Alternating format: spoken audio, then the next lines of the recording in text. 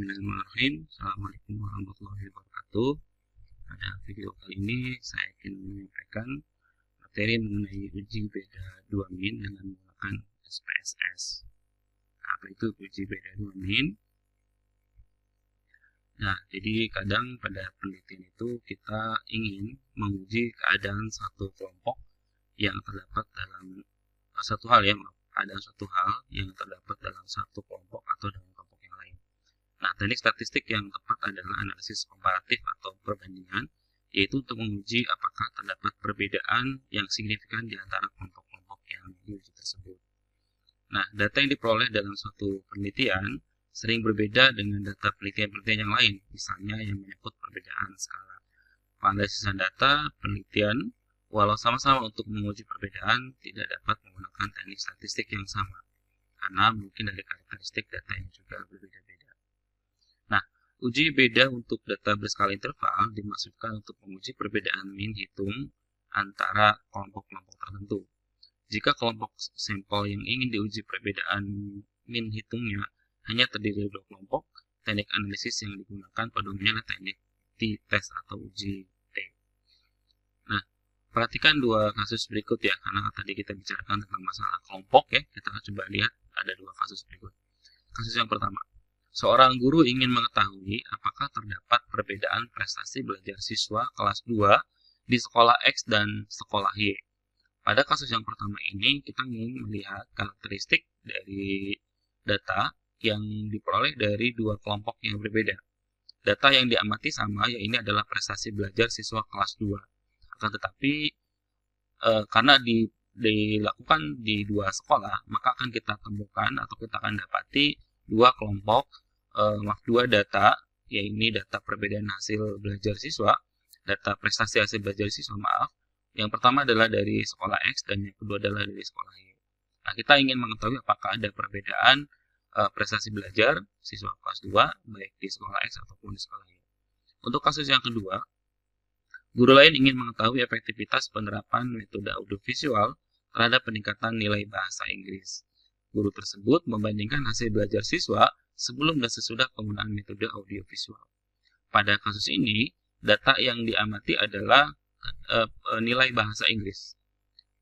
Nilai bahasa Inggris yang diukur atau yang dikumpulkan adalah nilai bahasa Inggris sebelum sebuah perlakuan dan setelah sebuah perlakuan, di mana perlakuan yang diberikan adalah metode audiovisual. Nah, di sini terdapat 2 kelompok data, yaitu data hasil atau data nilai bahasa Inggris sebelum perlakuan dan data nilai bahasa Inggris sesudah perlakuan. Akan tetapi kedua data ini berasal dari kelompok yang sama.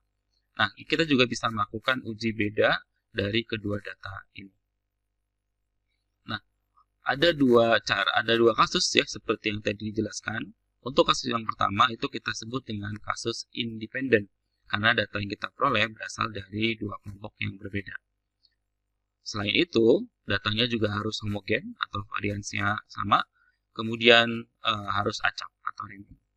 Nah, observasi dilakukan secara independen, dan ini karena terdapat pada 2 kelompok yang berbeda.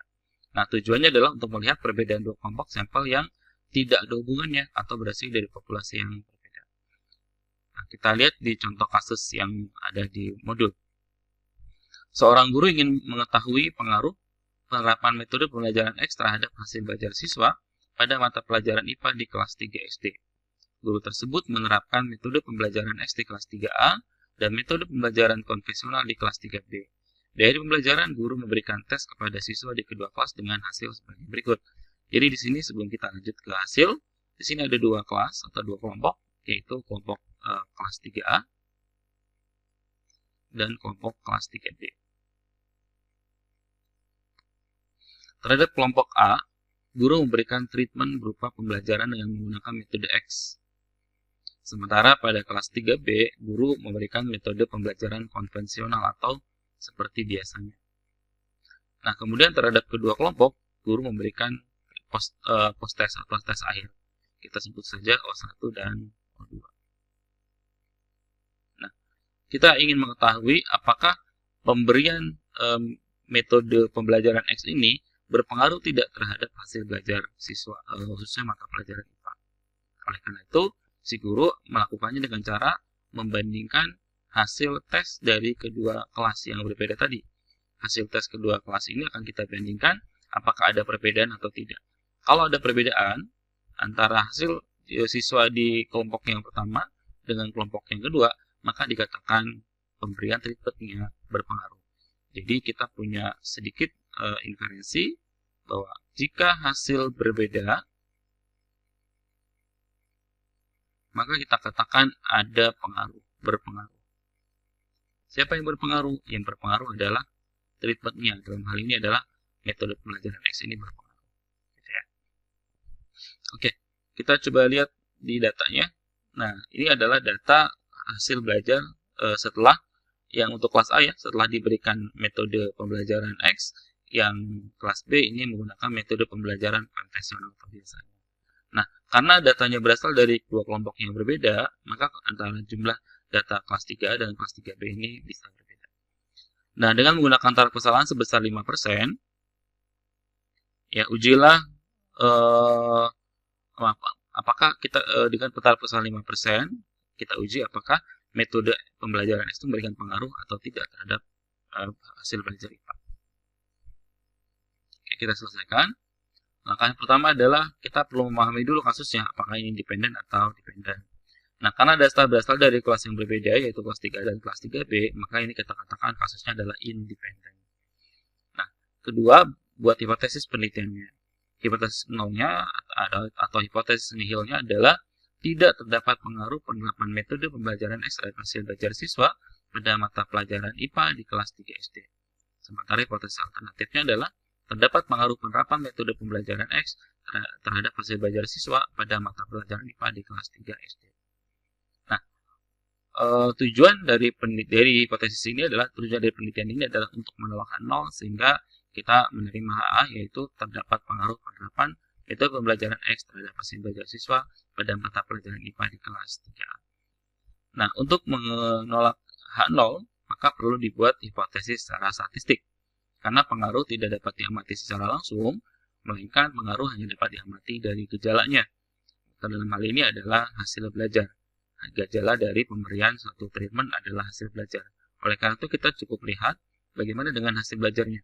Kalau ada perbedaan hasil belajar, maka kita katakan ada pengaruh. Sebaliknya, jika tidak terdapat perbedaan, seperti pada hipotesis nihil ini, maka kita katakan bahwa pemberian metode X atau treatment tidak berpengaruh. Sebaliknya, sekali lagi, jika terdapat perbedaan, maka dikatakan bahwa pemberian metode X memberikan pengaruh terhadap hasil belajar siswa. Jadi inilah hipotesis statistiknya. Jadi yang tadinya pengaruh, pada hipotesis berubah menjadi perbedaan. Nah, kita bisa menulis kalimat yang panjang ini dengan menggunakan simbol parametrik. Sebagai contoh, misalkan kita menggunakan simbolnya adalah mu. Di sini mu ini adalah nilai rata-rata. Kita berikan simbol untuk mu1 adalah nilai rata-rata hasil belajar IPA siswa kelas 3D yang belajar menggunakan metode pembelajaran X. Sementara untuk yang kedua adalah rata-rata hasil belajar siswa kelas 3 yang belajar menggunakan metode pembelajaran konvensional. Nah, dengan menggunakan simbolisasi seperti ini, kita dapat menuliskan hipotesis yang tadi, yang sebelah sini, ya, dengan cara yang cukup singkat. Yaitu kita bisa katakan bahwa jika tidak terdapat perbedaan, maka artinya sama. Jika ada perbedaan, maka artinya tidak sama. Sehingga kita tulis cukup menuliskan seperti ini. Nah, kriteria penolakan non-nolnya adalah jika nilai signifikansi dari yang ditujukan di SPSS ada kurang dari 0,05, maka H0-nya ditolak. Oke, untuk selanjutnya kita coba gunakan SPSS untuk mengolah data.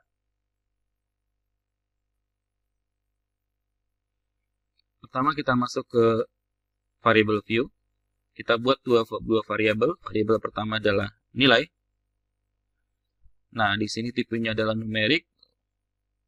Width-nya adalah 8, desimalnya 2, boleh. Labelnya kita tulis adalah nilai.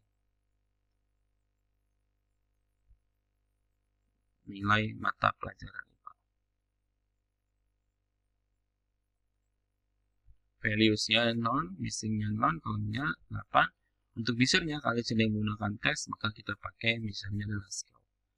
Kemudian kita butuh coding, yaitu variabel yang kita gunakan untuk memilah apakah nilai ini merupakan nilai kelas 3A atau kelas 3B. Jadi kita buat variabel keduanya adalah kelas. Untuk mininya numerik, desimalnya kita nolkan dulu, untuk bitnya kita buat 1.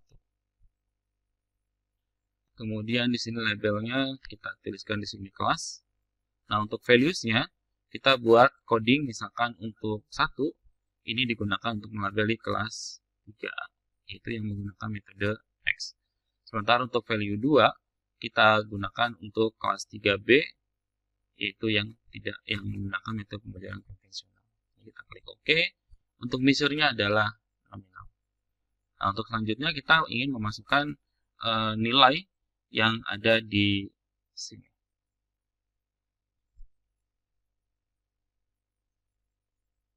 Ya.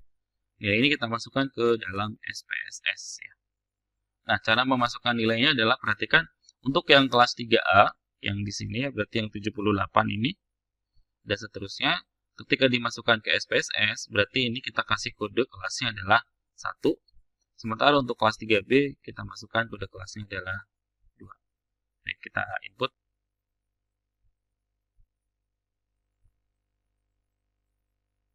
Oke, baik, ini dia datanya sudah masuk.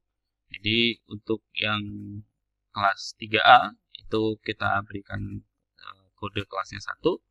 Sementara untuk kelas 3B, kita berikan kode kelasnya 2. Oke, selanjutnya kita akan melakukan uji hipotesis dengan menggunakan uji beda 2 min sampel yang independen. Sekali lagi, karena ini kasusnya adalah independen.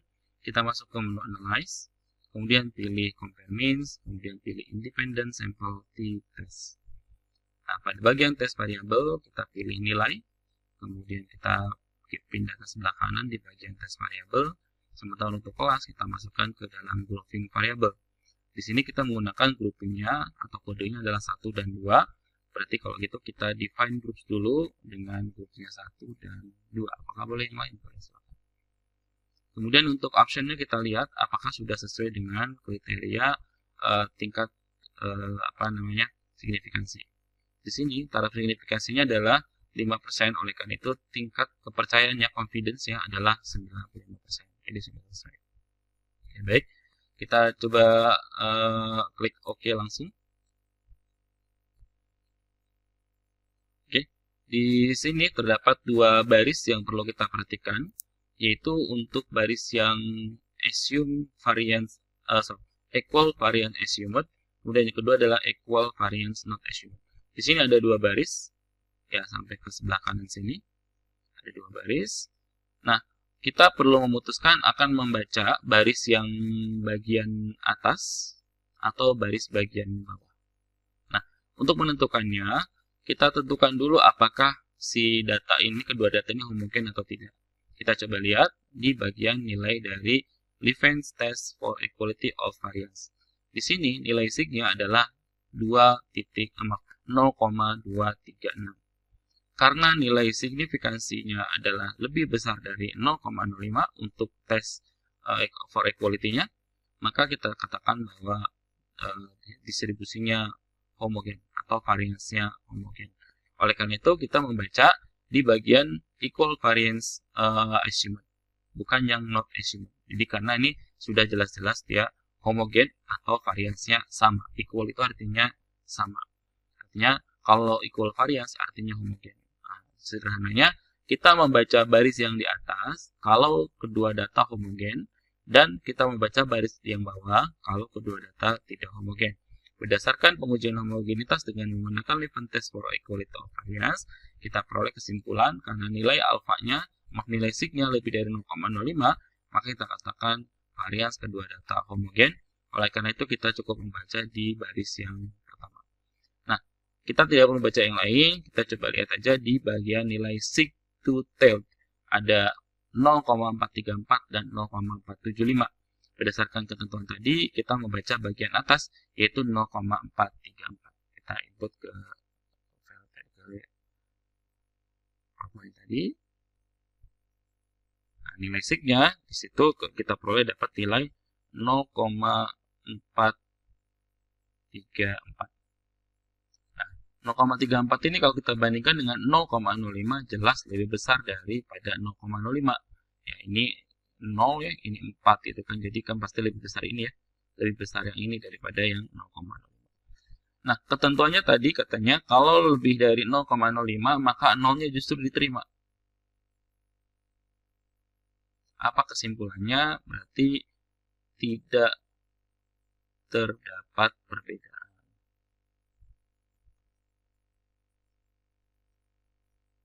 Apa artinya kalau tidak terdapat perbedaan? Berarti metode pembelajaran X tidak berpengaruh.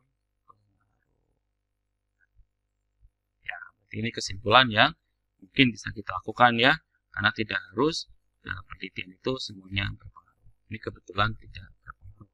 Oke? Ini untuk kasus yang pertama, kasus yang independen. Selanjutnya adalah untuk yang dependen. Ini pada contoh kita yang pertama tadi, ini adalah kasus yang dependen karena berasal dari dua kelompok yang berbeda. Sementara untuk kasus yang kedua, guru lain ingin mengetahui efektivitas penerapan metode audiovisual terhadap peningkatan nilai bahasa Inggris. Guru tersebut membandingkan hasil belajar siswa sebelum dan sesudah. Oleh karena itu, data dari yang kita uji yaitu berasal dari kelompok yang sama.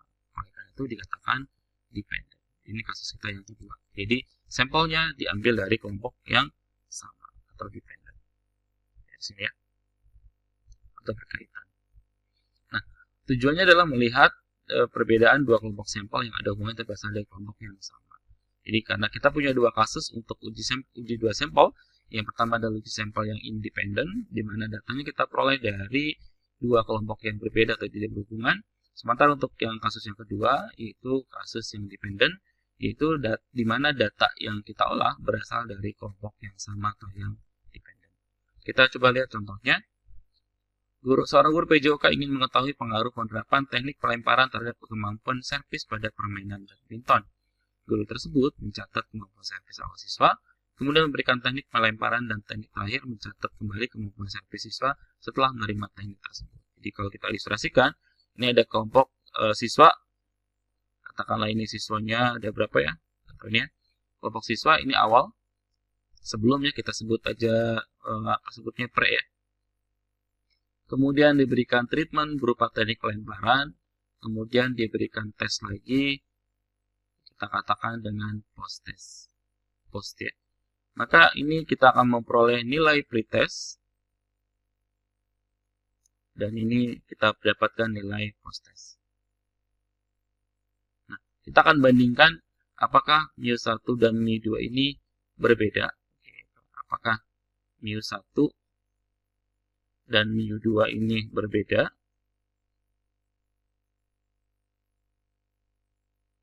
Gitu ya.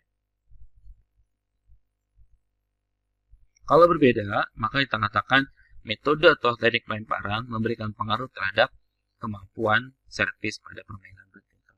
Tapi kalau ternyata mu1 dan mu2 sama atau tidak berbeda secara signifikan, maka kita katakan teknik pelemparan tersebut tidak berpengaruh terhadap kemampuan servis pada permainan badminton. Kita coba lihat datanya seperti ini. Nah, karena dia berasal dari kelompok yang sama, maka jangan sampai kita harus memperhatikan susunan. Ada siswa ke-1 sebelumnya 45, sesudahnya 78. Jadi kita nggak boleh misalkan menuliskan sembarang acak ya. Misalkan siswa pertama 45, padahal seharusnya kita tuliskan lagi yang si siswa yang sama kemampuan sesudah diberikan teknik pelemparannya berapa gitu. Jadi harus dari data dari orang yang sama. Jadi karena kita sebutnya dependen berkaitan. Ini jadi ini data dari orang yang sama. Makanya disebut sini siswa ke. Yang berbeda dengan yang independen tadi, nggak peduli dia di urutannya keberapa, bahkan sampai jumlahnya juga bisa berbeda. Jumlah data maksudnya. Tulis ini kan pasti sama-sama 10. Nah, dengan taraf kesalahan sebesar 5%, ujilah pengaruh metode pelemparan terhadap kemampuan servis pada permainan badminton. Oke, kita sama melakukan ini dengan SPSS.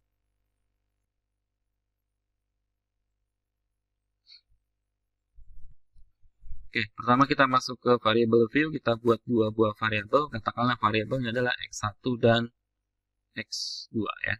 Kita sebut X2 di sini. Nah, desimalnya tadi nggak ada ya. Datanya ada desimal nggak? Datanya nggak ada desimal, berarti kita buat 0 untuk desimalnya.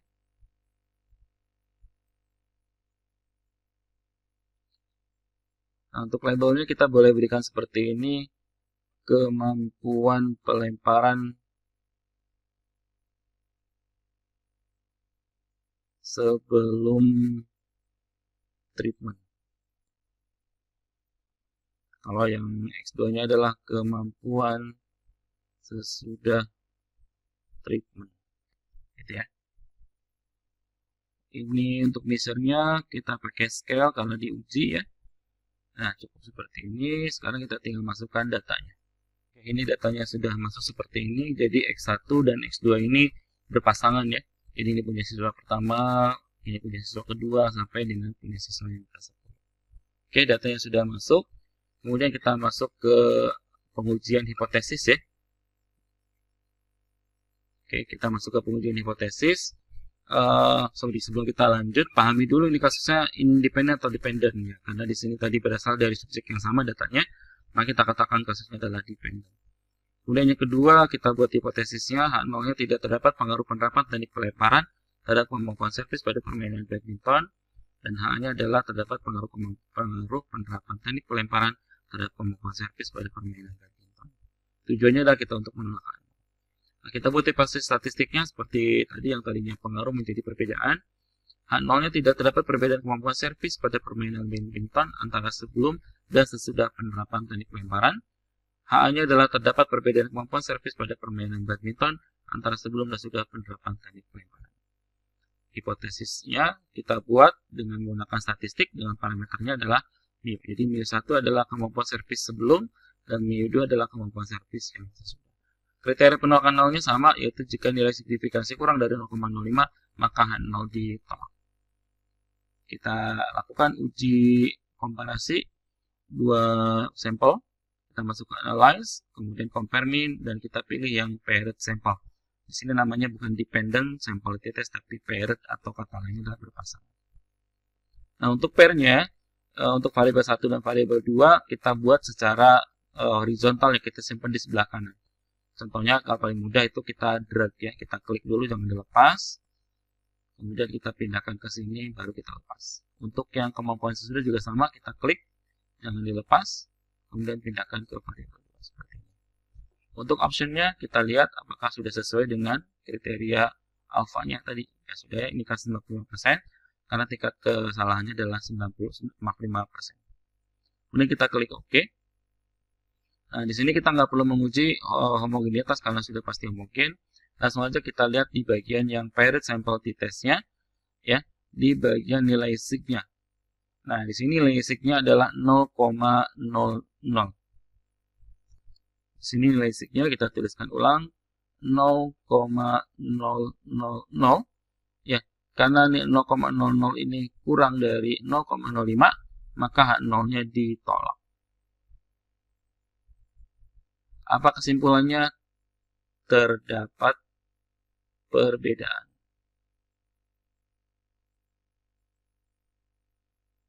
Jadi ditolak itu kena. Berarti kalau H0 ditolak berarti H-nya diterima. Apa tadi H-nya?